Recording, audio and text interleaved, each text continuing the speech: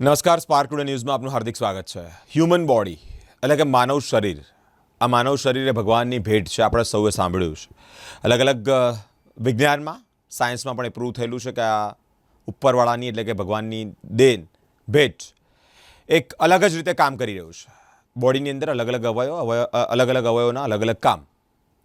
પાચન તંત્ર વિશે આજે વાતચીત કરવી છે કે પાચન તંત્ર કે આપણે જ્યારે કશું જમીએ છીએ તો એ જમવાનું પચે છે, ડાયજેસ્ટ થાય છે, અને પાચન તંત્ર રિલેટેડ પણ ઘણા બધા પ્રોબ્લેમ્સ ક્રિએટ થતા હોય છે. ક્યાંક ઉંમર જતાં એ વસ્તુની તકલીફ થતી હોય છે કે ક્યાંક વધારે પડતું ન ખાવા જેવી વસ્તુઓ વધારે જમી લેવાતી હોય, ખાઈ લેવાતી હોય, તે ટાઈમે પણ આ મેટાબોલિઝમ ક્યારેક વીક થાય તો આવા ઘણા બધા પ્રોબ્લેમ્સ ક્રિએટ થતા હોય છે. ગેસ્ટ્રોલોજી, ઓકે, આપણે ઝાયડસ હોસ્પિટલથી ડૉક્ટર રુચિર સર આપણી સાથે જોડાયા છે. તેમની સાથે વિશેષ વાતચીત આ જ સબ્જેક્ટ પર કરવી છે કે આ રિલેટેડ કયા કયા પ્રોબ્લેમો માણસને થઈ શકે છે.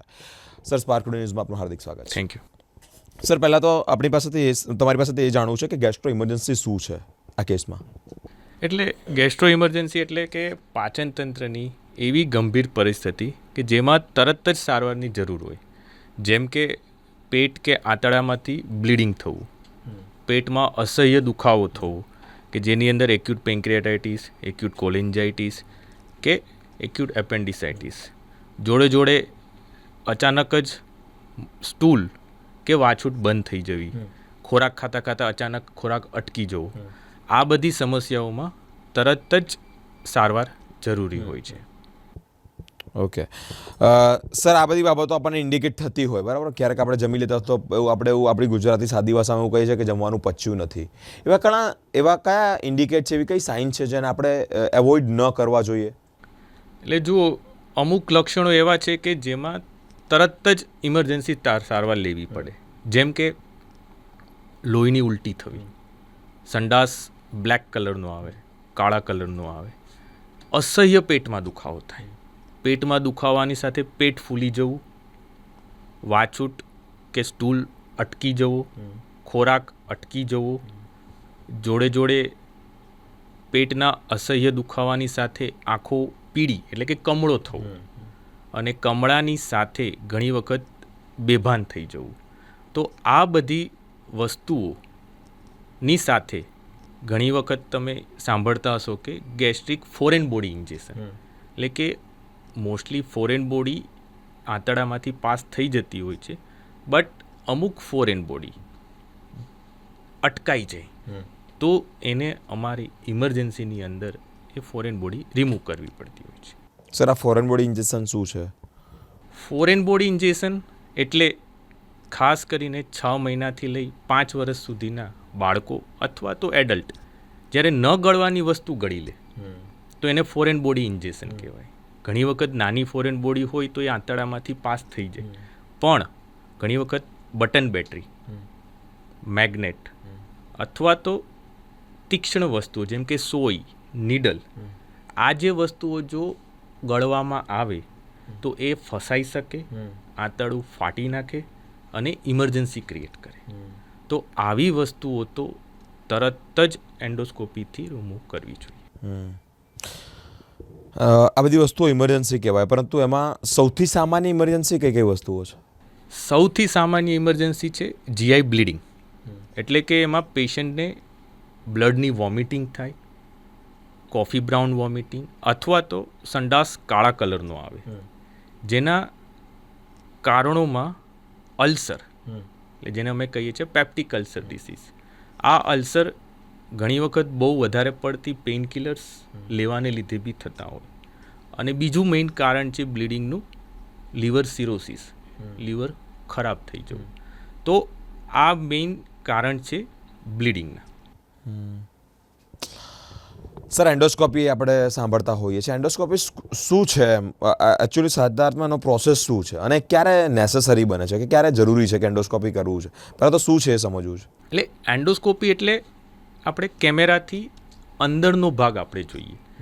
જેમ કે અપર જીઆઈ એન્ડોસ્કોપી એટલે આપણે મુખ દ્વારા કેમેરો અંદર ઉતારી અને અંદરના અન્નળી, જઠ્ઠર અને નાનું આંતરડાનું ભાગ જોઈએ, જેનાથી આપણે બ્લીડિંગ કયા કારણોથી થાય છે એ બી જોઈ શકીએ અને બ્લીડિંગ બંધ બી કરી શકીએ.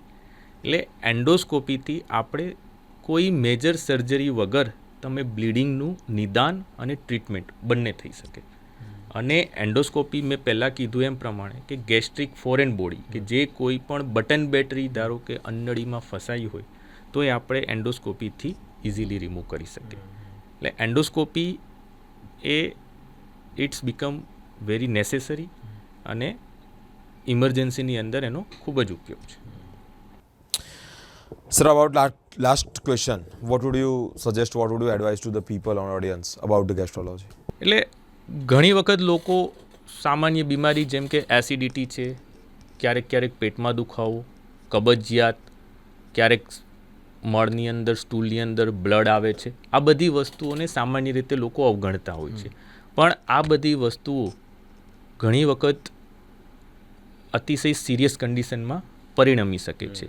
એટલે જ્યારે બહુ જ સહ્ય પેટમાં દુખાવો, કમળો કે લોહીની ઉલટી કે સ્ટૂલની અંદર બ્લડ આવે તો તરત જ ગેસ્ટ્રોએન્ટરોલોજિસ્ટનો સંપર્ક કરવો જોઈએ અને એનું પ્રોપર નિદાન કરવું જોઈએ. સર, આવી બધી વસ્તુઓ થાય ત્યારે ડરવાની જરૂર ખરી કે ઇમરજન્સી છે એવું કંઈ? ના, ડરવાની જરા પણ જરૂર નથી. એક વખત તમે હોસ્પિટલનો કે ટર્સરી કેર સેન્ટરનો કોન્ટેક્ટ કરો પછી તમે you are in very safe hand. ક્યારેક કોઈક વસ્તુ ન ડગવાની વસ્તુ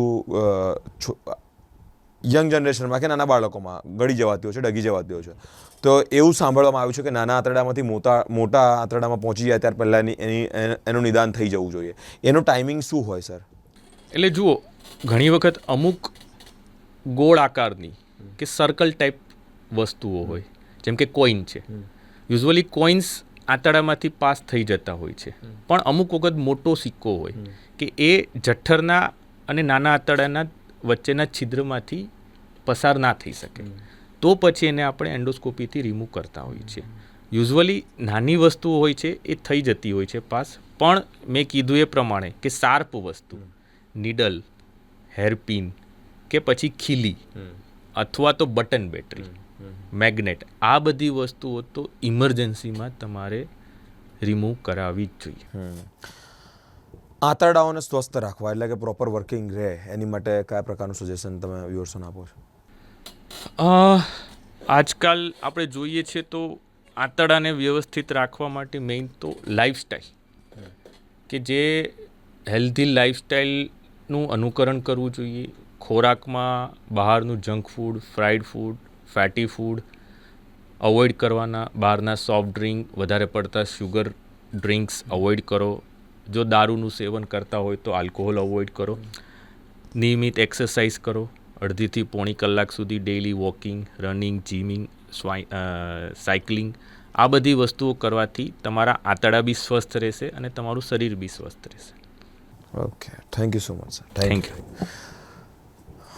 ડૉક્ટર રુચિર, જો ઝાયડસથી સર આ સ્પેશિયલી ગેસ્ટ્રોલોજી ડિપાર્ટમેન્ટ એટલે કે આંતરડાના રિલેટેડ જેટલા પણ પ્રોબ્લેમ્સ થાય છે લોકોને અને જે તે ટાઈમે આપણે અલગ વસ્તુઓ એવોઇડ કરીએ છીએ તે ન કરવી જોઈએ તેવી પણ સલાહ તેઓ દ્વારા આપવામાં આવી છે. આપણે જ્યારે પણ કંઈક જમીએ છીએ અને એ જમતાની સાથે મેટાબોલિઝમ એટલે કે જે પ્રમાણે પાચન ક્રિયા થતી હોય અને તેની અંદર આંતરડાઓના નાના મોટા આવા ઇસ્યુ આવતા હોય છે.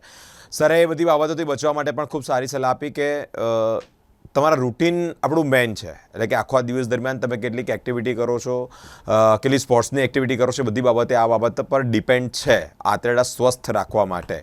અલગ બાબત, અલગ જે ગંભીર સિચ્યુએશન છે તે અવોઇડ ન પણ કરવી જોઈએ. ક્યારેક લોહીની ઉલટી થાય કે ક્યારેક તમને પેટમાં અસહ્ય દુખાવો થતો, આ બધી બાબતો ક્યારેક તમારા નજીકના ડૉક્ટર સાથે મુલાકાત કરી, એકવાર વિઝિટ કરી અને કન્સલ્ટિંગ કરી અને આ બાબતે એડવાઇસ લેવી જોઈએ. કારણ કે આંતરડાના પ્રોબ્લેમો ક્યારેક વધતા હોય છે તો એવું પણ બનતું હોય છે કે આખો ફેલ થઈ જાય કે બગડી જાય પછી એ કામ કરવાનું બંધ કરી દેતું હોય. સર, એવું પણ હોય છે અમુક કિસ્સાઓમાં કે ભાઈ હવે આ એકદમ છેલ્લી કક્ષાએ પહોંચી ગયું છે.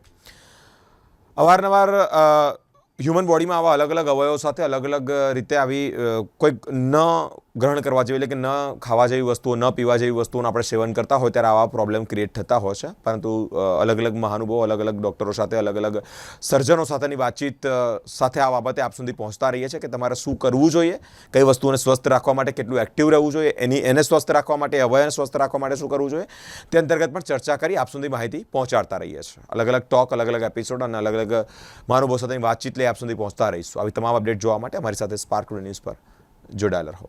કેમેરામેન ગૌતમ સાથે હું બિરેન, સ્પાર્ક ટુડે.